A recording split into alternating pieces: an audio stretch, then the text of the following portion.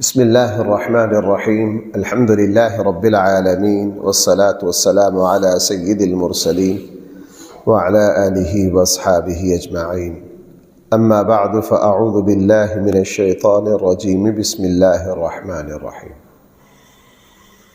قل إنما أعظكم بواحدة أن تقوموا لله مثنى وفرادا ثم تتفكروا ما بصاحبكم من جنة إن هو إلا نذير لكم بين يدي عذاب شديد صدق اللہ مولانا العظیم۔ قرآن کریم نے اس پورے رکوع میں مشرکین مکہ کو رسول اللہ صلی اللہ علیہ وسلم کی ذات اور آپ کی نبوت پر غور کرنے کے لیے ایک بہترین راستہ بتلایا، اور حقیقت یہ ہے کہ یہ وہ طریقہ ہے جس سے ہم کسی بھی بات کے صحیح اور غلط ہونے کا اندازہ لگا سکتے ہیں۔ چونکہ جس وقت ہمارے آقا صلی اللہ علیہ وسلم نے نبوت کا اعلان کیا، وہ لوگ تو اپنے باپ دادا کے دین سے چمٹے ہوئے تھے، اپنے باپ دادا کی رسومات پر مر مٹنے والے تھے۔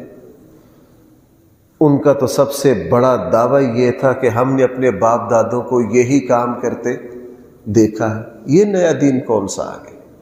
قرآن کریم نے ان کے سامنے کچھ اصول رکھے کہ کسی بھی چیز کے غلط، صحیح، حق، باطل ہونے پر غور کرنا ہو تو اس کا طریقہ یہ ہے، اور اس حق اور باطل پر غور کرنے کا جو طریقہ ہے، اس کے ذریعے تم رسول اللہ صلی اللہ علیہ وسلم پر اور اسلام پر بھی غور کر لو۔ آئندہ بھی جب تمہیں کہیں حق اور باطل میں امتیاز،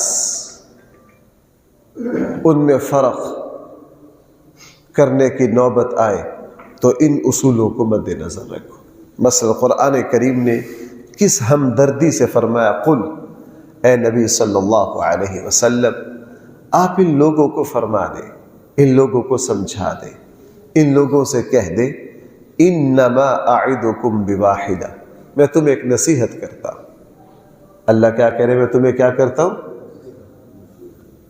یہ نہیں میں تمہیں حکم دیتا ہوں، تمہاری بھلائی ہے، جو بات میں کہہ رہا ہوں اس میں تمہاری بھلائی ہے۔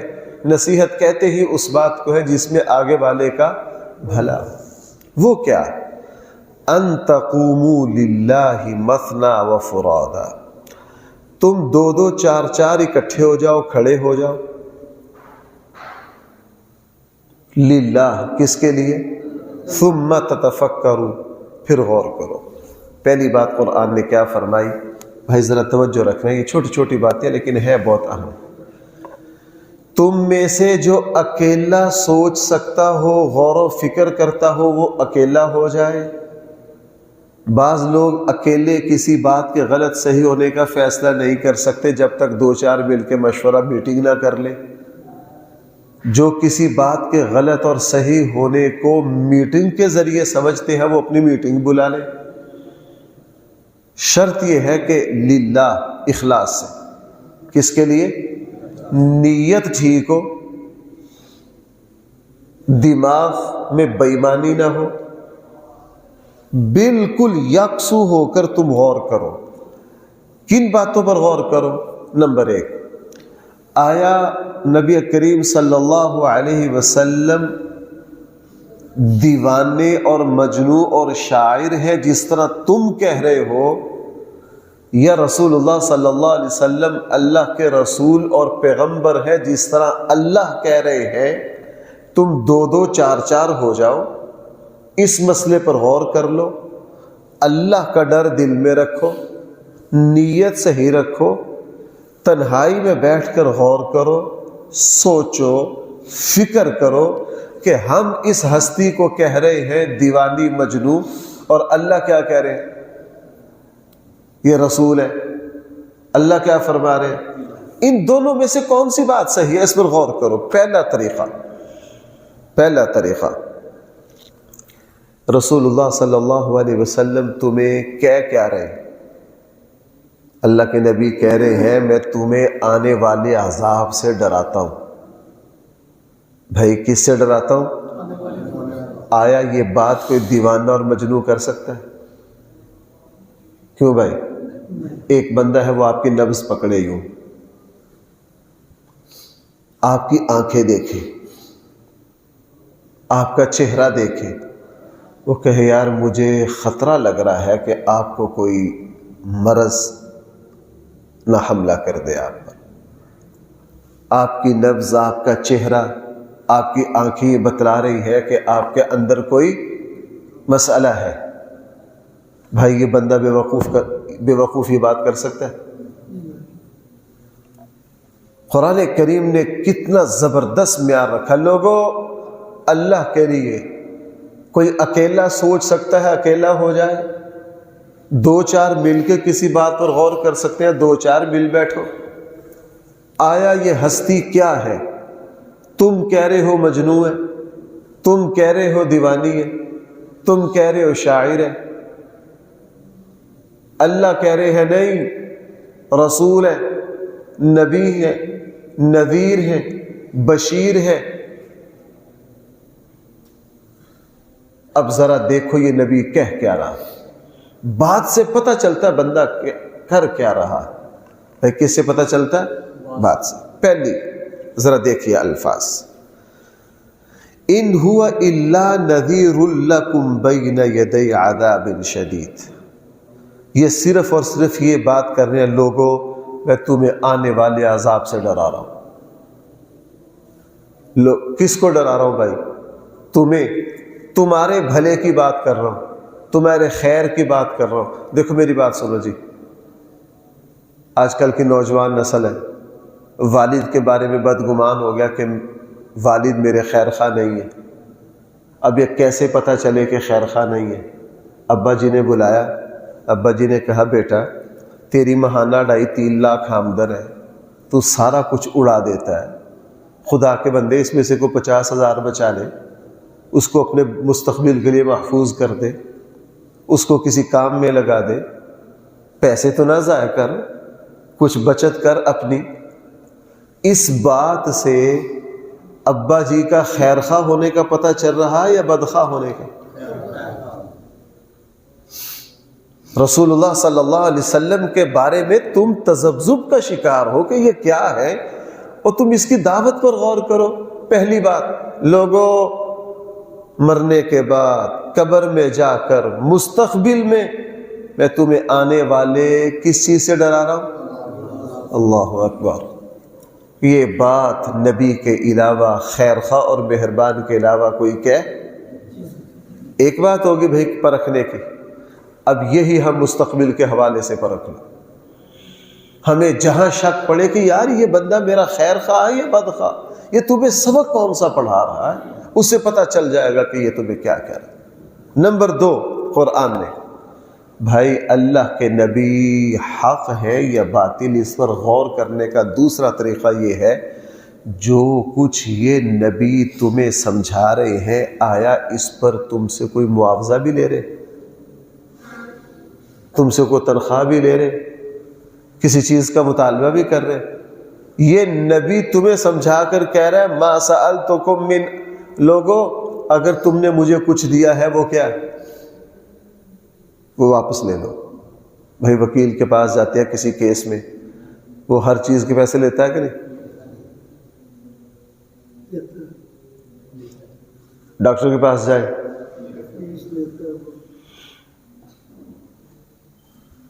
لیتا ہے۔ ادھر نبی کیا کہہ رہا ہے؟ یہاں کہا لوگوں تم میں سے کسی نے اگر مجھے کچھ دیا ہو اپنا واپس لے لو۔ اگر کسی نے کچھ لیا ہو تو کیا کرو؟ واپس لے لو۔ اللہ اکبر۔ میں نے آپ سے کئی مرتبہ یہ بات عرض کی ہے، رسول اللہ صلی اللہ علیہ وسلم کو جو کچھ لینا چاہیے تھا وہ بھی، جو کچھ اپنے آپ کو کھپا دیا،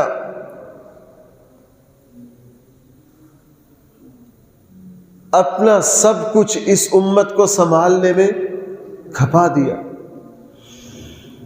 ساری ساری رات والد بھی اپنی اولاد کے لیے اس طرح نہیں اللہ سے مانگتا، بلکہ سارے دنیا کے والد مل جائیں تو اپنی اولاد کے لیے اس طرح نہیں مانگتے جس طرح رسول اللہ صلی اللہ علیہ وسلم کس کے لیے مانگ رہے؟ اپنی امت کے لیے۔ اللہ کے سامنے رونا، ہاتھ اٹھانا اور اعلان کر رہے لوگوں میرا بدلہ اور میری تنخواہ صرف اور صرف کس کے ذمہ؟ میں تم سے کچھ نہیں لیتا۔ اب ایک بندہ آپ کے ساتھ ہمدردی بھی کر رہا ہے اور اس پر دنیا کا کوئی چیز آپ سے مانگ بھی، بھائی وہ بندہ حق ہوگا کہ باطل؟ اس سے بڑا کوئی ہو ہی نہیں سکتا۔ دوسری بات ذرا دیکھیے، قل آپ ان سے کہہ دیجئے ما سألتکم من اجر، جو کچھ میں نے تم سے بدلہ لیا ہے نا، معاوضہ لیا ہے، فہو لکم، وہ اپنا واپس لے لو، وہ اپنا کیا لے لو؟ واپس لے لو۔ کیوں؟ ان اجری الا علی اللہ، میرا بدلہ تو صرف اور صرف کس کے ذمے ہے؟ یعنی میں نے تم سے کچھ لیا ہی نہیں، اس ہمدردی اور خیر خواہی پر تم سے کچھ۔ یار میری بات سنو، غزوہ حنین ہوا، غزوہ حنین کی مال غنیمت پڑھ کے دیکھو، کروڑوں میں، بھائی کتنوں میں؟ بلکہ کروڑوں نہیں، اربوں میں، کروڑوں نہیں اربوں میں اتنی مال غنیمت صبح سے لے کے شام تک ساری بانٹ دی۔ اور پھر پتہ کیا فرمایا؟ میں جب جیرانہ جاتے ہیں نا، آپ میں سے کون کون جامع مسجد جیرانہ گیا ہے؟ جیرانہ گئے ہیں؟ جیرانہ مسجد کی قبلے والی سائڈ نکل کر نا، قبلے والی سائڈ پیچھے جا کے آگے کے ذرا صحرا پر نظر ڈالو کتنا بڑا ہے۔ وہاں کھڑے ہو کے حضور نے پتہ کیا فرمایا؟ لوگوں صحرا وہاں سے لے کے یہاں تک بھی اگر مال و دولت سے بھرا ہوا ہوتا نا، وہ بھی میں تمہیں صبح سے لے کے شام تک سارا تم میں بانٹ دیتا۔ رسول اللہ صلی اللہ علیہ وسلم نے یہ فرمایا، حضور نے یہ فرمایا میں تم سے کسی چیز کا کوئی سوال نہیں کرتا، وَهُوَ عَلَى كُلِّ شَيْءٍ شَهِيدٌ، اور یہ جو بات میں کہہ رہا ہوں اس پر کون نگرانی کر رہا ہے؟ اللہ نگرانی کر رہے ہیں۔ تیسری بات رسول اللہ صلی اللہ علیہ وسلم جو کہہ رہے ہیں اللہ تعالیٰ اس کو طاقت دے رہا ہے، اللہ اس کو پھیلا رہا ہے، اسلام دن بدن مستحکم ہو رہا ہے، مضبوط ہو رہا ہے، کفر کے ایوانوں میں پہنچ رہا ہے۔ رسول اللہ صلی اللہ علیہ وسلم کی دعوت جہاں جہاں جاتی ہے خیر کی ہوائیں چلا دیتی ہے۔ رسول اللہ صلی اللہ علیہ وسلم کی تعلیمات جہاں جہاں جاتی ہیں اچھائی، خیر، نیکی، تقوی کی ہوائیں چلا دیتی ہے۔ تمہیں اس سے خود سمجھ جانا چاہیے کہ یہ حق ہے، اور حق کے بارے میں اللہ کا فیصلہ کیا؟ اگلی آیت دیکھیں، قل آپ ان سے یہ بھی کہہ دیجئے ان ربی یقذف بالحق، میرا رب ہی ہے جو حق کو مضبوط کرتا ہے، علام الغیوب، وہ ساری غیب کی باتوں کو اچھی طرح جانتا ہے۔ قل آپ ان کو یہ بھی کہہ دیجئے جاء الحق، اسلام کی شکل میں حق آ چکا ہے، وما یبدئ الباطل وما یعید، باطل نہ پہلی مرتبہ کچھ کر سکتا ہے، وما یعید، اور نہ، بھئی کتنی باتیں ہوگی؟ دو۔ تیسری بات، نبی جی ان کو یہ کہو کہ آیا میں اللہ کا رسول ہوں یا نہیں ہوں، اس کو پرکھنے کا تیسرا طریقہ، میں نے تم سے تو کچھ نہیں لیا، میں نے تم سے تو کچھ نہیں لیا۔ 2-4 دن پہلے ایک دوست کے یہاں بیٹھے تھے، انہوں نے اپنے بیٹے کو باہر بھیجنا تھا۔ کیا بھیجنا تھا؟ وہ مجھے بتانے لگے مجھ صاحب جو میرے فلاں دوست ہیں نا، ہمارے تعلق کو 35-40 سال ہو گئے، بہت زبردست انسان ہے، میں نے اس طرح کا کھرا بندہ نہیں دیکھا۔ پھر انہوں نے مجھے ایک بات سنائی، کہنے لگا میں نے اپنے بیٹے کو باہر بھیجنا تھا ان کے ذریعے، اور بہت بھاری رقم خرچ ہونی تھی۔ کہنے لگا میں نے ان کو کہا کہ یار میرے بیٹے کو باہر بھیجو، ہمارا 30-40 سال، انہوں نے کہا ٹھیک ہے۔ کہنے لگا میں نے ایز اے مزاح کہہ دیا، اگرچہ میرا یہ بچپن کا یار ہے، کہ یار جو لوگوں کے ساتھ ہوتا ہے نا دنیا میں، مجھے اس طرح نہ ہونے دینا۔ اس نے کہا یار ہمارا 40 سالہ تعلق ہے، پریشان نہ۔ میں نے پوچھا کتنے پیسے؟ کہنے لگا پیسے کا کوئی بعد میں بات کریں گے۔ پیسوں کی کیا کریں گے؟ کہنے لگے اس نے اپنی جیب سے تمام کاغذات 6 مہینے 8 مہینے میں مکمل کیے، اور ہمیں کہا جی بیٹے کو فلاں اس کو سارے بھیجنا ہے۔ میں نے کہا جی ٹھیک ہے، پیسے کتنے؟ کہنے لگے پیسے بعد میں۔ پیسے کیا؟ بعد میں۔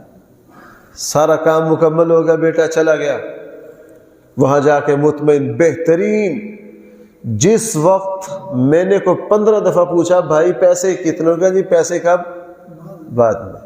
بیٹا وہاں جا کے اچھی طرح سیٹ ہو گیا، بہترین۔ وہاں پہنچنے کے 6 مہینے بعد میں نے پھر زبردستی کی، میں کہا خدا کے بندے اتنے پیسے لگے وہ تو بتا۔ کہ لگے یار اب مطمئن ہو؟ جی۔ آپ کا بیٹا مطمئن ہے؟ جی مطمئن ہے۔ یار اتنے پیسے خرچ ہوئے، کیا ہوئے ہیں؟ اب اس طرح کے کھرے بندے کو کوئی کھوٹا کہہ سکتا ہے؟ آج کے زمانے میں جو دنیا باہر بھیج رہی ہے اس میں جتنے فراڈ ہیں، اس طرح کے بندے کو کوئی مائی کا لال کھوٹا کہہ سکتا؟ اس سے زیادہ کھرا پن کیا ہوگا؟ لوگوں میں تمہیں آنے والے عذاب سے ڈرا رہا ہوں، لوگوں میں تم سے کچھ نہیں مانگتا۔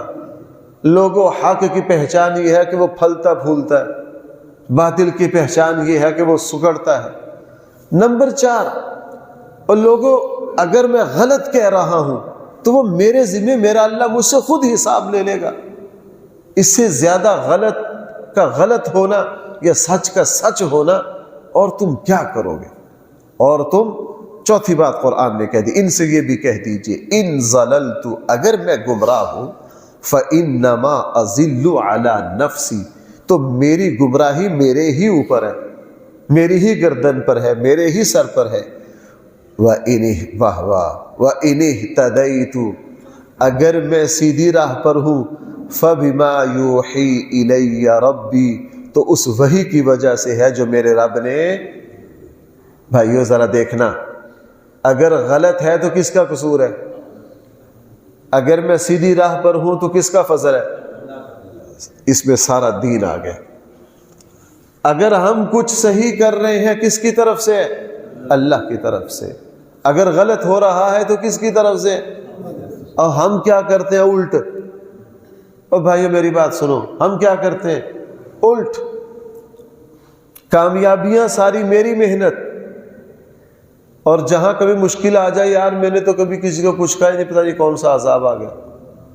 ہم زندگی کی جب بیٹھتے ہیں گپ شپ کرتے ہیں، میں نے یہ پلاٹ یوں خریدا، پھر میں نے یہاں یوں کاروبار کیا، یوں فیکٹری بنائی، یوں کیا، یوں کیا، یوں کیا، فلاں کیا، فلاں کیا، کامیابیاں ساریاں اپنے لیے۔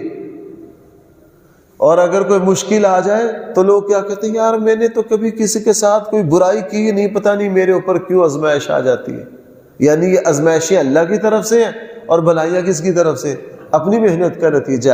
نبی کیا کہہ رہا ہے؟ اگر میں غلط ہوں تو یہ کس کا قصور ہے؟ میرا۔ اور اگر میں صحیح ہوں تو یہ کس کی برکت ہے؟ ہمارے اساتذہ، میں نے بڑے بڑے علماء کو لکھا، بڑی بڑی تحقیقی کتابیں، 40 سال لگا دیے کسی کتاب کو، 10 جلدوں میں کتاب لکھ، 4 میں لکھ، اس میں 2 ٹوک پہلے صفحے پر لکھا، لوگوں اس پوری کتاب میں اگر کوئی کام کی بات ہو تو اس کو اللہ کا فضل سمجھنا، اس کو دین کی برکت، جہاں جہاں غلطی کوتاہی نظر آئے وہ میری نالائقی کا نتیجہ ہے۔ وہ کیا ہے؟ میری نالائقی کا نتیجہ ہے، اور یہی اللہ تعالیٰ کو پسند ہے۔ رسول اللہ صلی اللہ علیہ وسلم سے اعلان، قل، نبی جی آپ ان کو کہہ دیے، ان ضللت، اگر میں گمراہی پر ہوں، فانما اضل علی نفسی، تو میری گمراہی میری گردن پر ہے، وان اہتدیت، اگر میں سیدھی راہ پر ہوں، فبما یوحی الی ربی، تو وہ اس وحی کی وجہ سے ہے جو میرے رب نے، انہ سمیع، وہ رب ہر بات کو سنتا بھی ہے، قریب بھی ہے۔ وَلَوْ تَرَى إِذْ فُزِعُوا، اگر آپ دیکھ لیں اس منظر کو، فُزِعُوا، جس وقت یہ ان پر خوف طاری ہوگا، فَلَا فَوْتَ، یہ اس وقت کوئی بھاگ نہ سکیں گے، وَأُخِذُوا مِن مَّكَانٍ قَرِيبٍ، اور ان کافروں کو 1 منٹ میں گرفتار کر لیا جائے گا۔ جس وقت یہ اللہ کی پکڑ کو دیکھیں گے نا، وَقَالُوا آمَنَّا، اس وقت کہیں گے ہم اس پر ایمان لے آئے، وَأَنَّا لَهُمُ التَّنَاوُشُ مِن مَّكَانٍ بَعِيدٍ، قرآن کہہ رہا اب دور کی چیز کو پاتے ہو۔ بھائی ذرا دیکھنا، بس 2 منٹ اور چاہیے۔ جس وقت عذاب یا موت آئے گی اس وقت کیا کہیں گے؟ ہم ایمان لائے۔ اللہ کہے گا ایمان اب بڑا دور چلا گیا۔ ایمان کہاں چلا گیا؟ اب یہ موت کی نشانی سے پہلے پہلے ایمان کہاں تھا؟ منزل قریب تھی، اس وقت تو تم منزل کی طرف قدم نہیں اٹھاتے، اور جب موت کے دروازے پر پہنچے تو اس وقت ایمان کی منزل کدھر چلی گئی؟ دور۔ قرآن کہے گا اَنَّىٰ لَهُمُ التَّنَاوُشُ مِن مَّكَانٍ بَعِيدٍ۔ اب یہ دور کی چیز کو حاصل کرنا چاہتے ہو، یہ ساری زندگی تمہارے قریب رہی۔ وَقَدْ كَفَرُوا بِهِ مِن قَبْلِ، اس سے پہلے پہلے تو اس کا انکار کرتے رہے۔ وَيَقْذِفُ بِالْغَيْبِ، اور زندگی میں کفر دور تھا، تم اس کی طرف بھاگتے رہے۔ وَيَقْذِفُ بِالْغَيْبِ مِن مَّكَانٍ بَعِيدٍ۔ آگے قرآن فرما رہا وَحِيلَ بَيْنَهُمْ وَبَيْنَ مَا يَشْتَهُونَ، پھر حائل ہو جائے گا ان کے درمیان، وَبَيْنَ مَا يَشْتَهُونَ، اور ان کی خواہشات کے درمیان اللہ کا عذاب، كَمَا فُعِلَ بِأَشْيَاعِهِمْ مِن قَبْلِ، جیسا کہ ان جیسوں ان سے پہلے لوگوں کے ساتھ بھی ایسا ہی ہوا۔ إِنَّهُمْ كَانُوا فِي شَكٍّ مُّرِيبٍ، ایسا اللہ تعالیٰ ان کو پھر بدترین شک میں ڈال دیں گے۔ اس وقت ایمان اور نیکی ہمارے دروازے پر ہے، ہم سے دور۔ جیسے ہی موت کے آثار شروع ہو گئے، ایمان بھائی کدھر گیا؟ اب بہت دور۔ دنیا میں گمراہی دور، لیکن بندے اس گمراہی تک پہنچنا چاہے تو 1 منٹ میں پہنچ جاتے ہیں۔ اللہ تعالیٰ مجھے اور آپ کو صحیح سمجھ عطا فرمائے۔ الحمدللہ رب العالمین، والصلاة والسلام علی سید المرسلین وعلى آله وأصحابه أجمعين۔ ربنا آتنا في الدنيا حسنة وفي الآخرة حسنة وقنا عذاب النار۔ صلى الله تعالى على خير خلقه سيدنا مولانا محمد وآله وأصحابه أجمعين برحمتك۔